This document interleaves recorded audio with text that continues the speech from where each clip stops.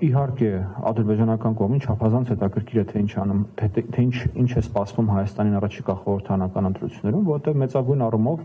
խաղաղության գործընթացի ապագան կախված է հենց այդ փոփոխականից։ Եկեք այսպես ուղիղ խոսենք, որ այս պայությամբ խաղաղության գործընթացի մեջ ամենամեծ փոփոխականը Հայաստանի խորհրդարանական ընտրություններն են։ Եթե ընտրություններ լինեին Ադրբեջանում, ենթադրում դա կլիներ փոփոխականը,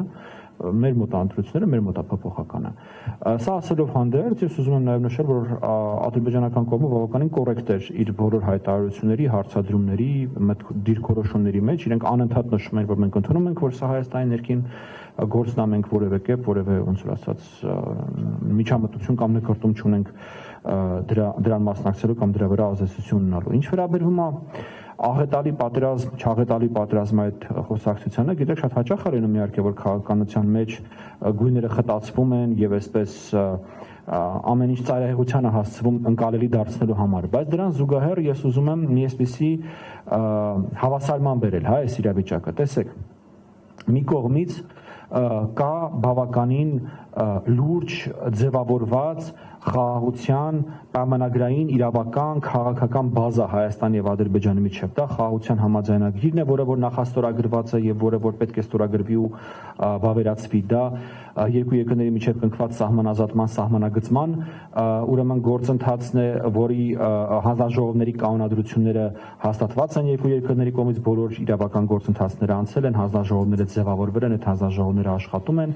եւ դա կոմունիկացիաների ապաշրջափակման գործընթացն է, որի վերաբերյալ նույնպես արդեն կան փաստաթղթեր ստորագրված եւ դա առաջին հերթին բնականաբար թրիփն է։ Սա ոնց որ իրավապայմանագրային բազան է։ Սրան զուգահեռ կա որոշակի քաղաքական ուրեմն էլեմենտ, որ այո, երկու երկրների կառավարությունների միջև ձևավորվել է որոշակի մակարդակի, ես նույնիսկ կխուսափեմ փոխվստահություն տերմինը, բայց իրար հետ աշխատելու կարողություն, իրար հետ աշխատելու ունակություն։ Հիմա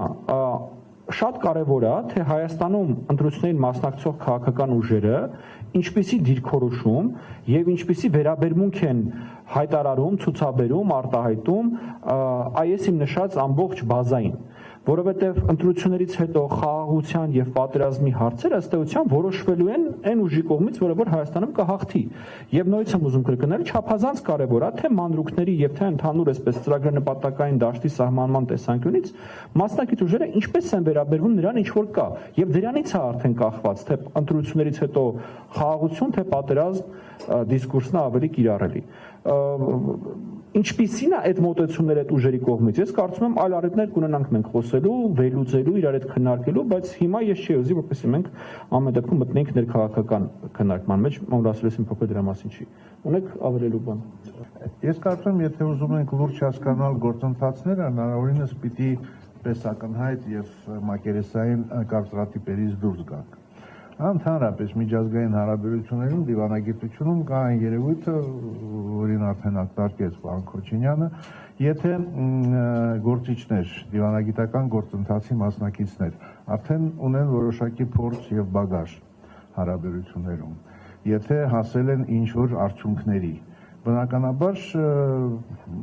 մի քանի կողմերը թե երկու կողմերը չեն ցանկանում, որ լինի փոփոխություն, որը կարող է, ասենք, հեռանկարների նկատմամբ որոշակի կասկածներ առաջացնեն։ Դա բնական է, անկախ նրանից ինչպես ենք մենք վերաբերում այս կամ այն գործին, որը մասնակցում է երկխոսության, քաղաքական երկխոսության գործընթացում։ Բայց միևնույն ժամանակ մենք հասկանում ենք, որ ներքին քաղաքական գործընթացները փոփոխական են, իսկ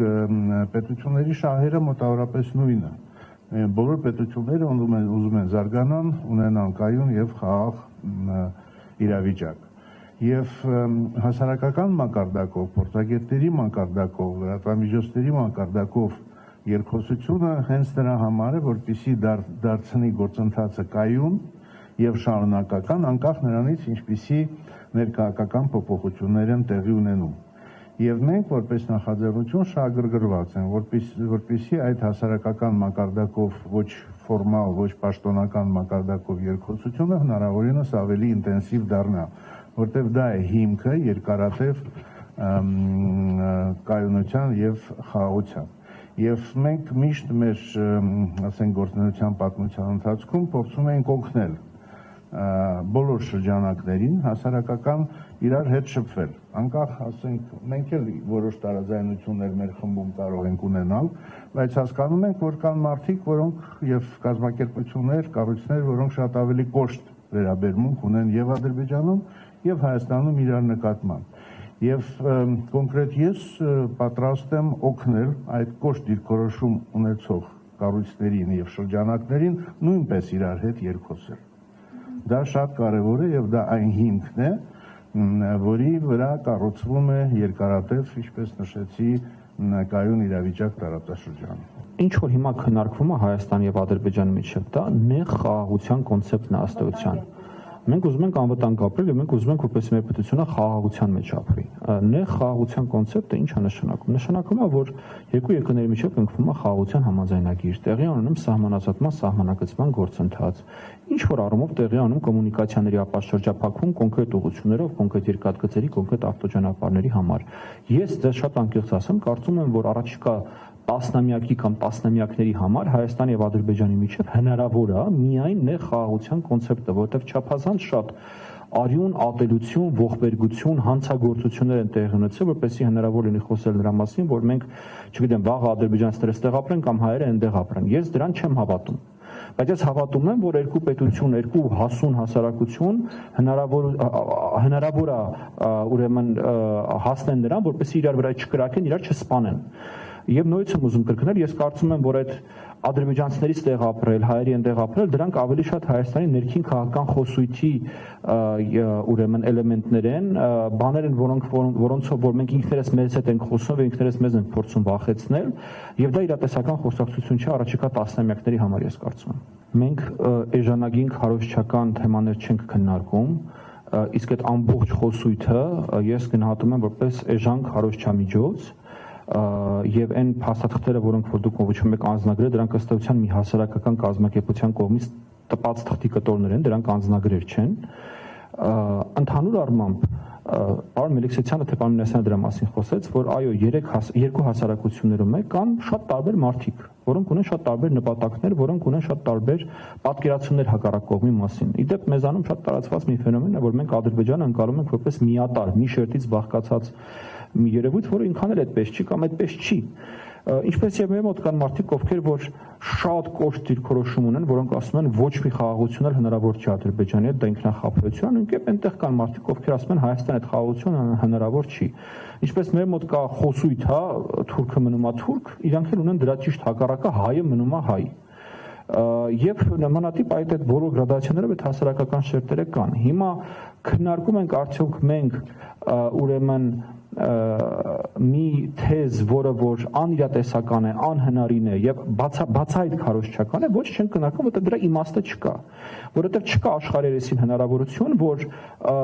Ադրբեջանը չէ, Թուրքիան չէ, Միացյալ Նահանգները չէ, աշխարհերեսին որևէ պետություն կարողանա կազմակերպել, որպեսզի Հայաստանում 300,000 ադրբեջանցի տեղափոխվի ու բնակվի, որտեղ մինչեւ այս պահ իրանք անգամ Ղարաբաղ չեն կարողացել 100,000 մարդ տեղափոխեն, որը որ գտնում է իրանց վերահսկողության ներքո։ Ավելացնեմ, որ մենք խոսում ենք ընդհանուր առմամբ նման խոսույթների վնասակարության մասին, խաղաղության գործընթացի, բայց իրենք էլ այնպես չի, որ չունեն օրինակներ մեր այս կողմի իրենց տարածքային ամբողջականության խախտման կոչերի եւ տրամադրությունների, իրենք էլ մեզ են դրանք օրինակ բերում։ Ես էլ ավելացնեմ։ Գիտեք,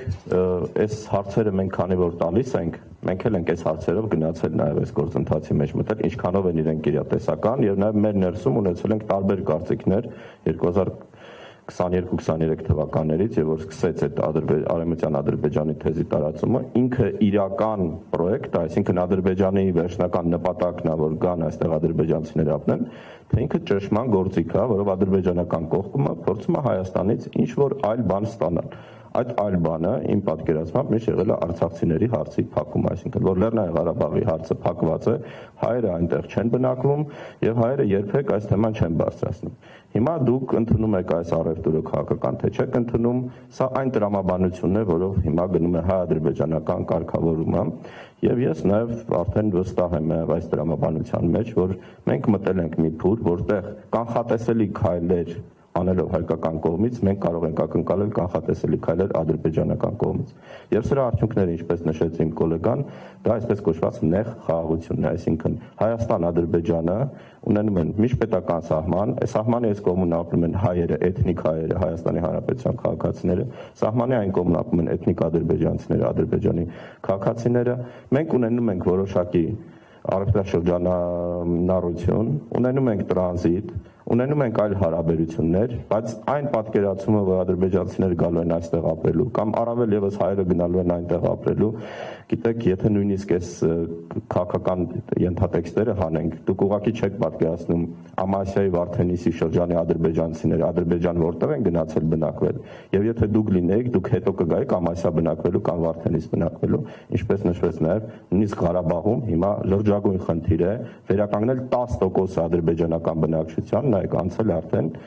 գրեթե 6 տարի մեծ այն շրջանների, որ հայկական կողմից անցան Ադրբեջանն եւ Ադրբեջանը վերականգնեց իր վերահսկողությունը։ Մինչեւ հիմա չկա 10% բնակչության, որ եղել է մինչեւ կոնֆլիկտի սկիզբը։ Եվ սա կարևոր ցուցիչ է, որովհետեւ խոսքերին, եթե դուք նայում եք հայտարարությունների նարատիվներին, ու ցավոք սրտի մեր քաղաքական դաշտը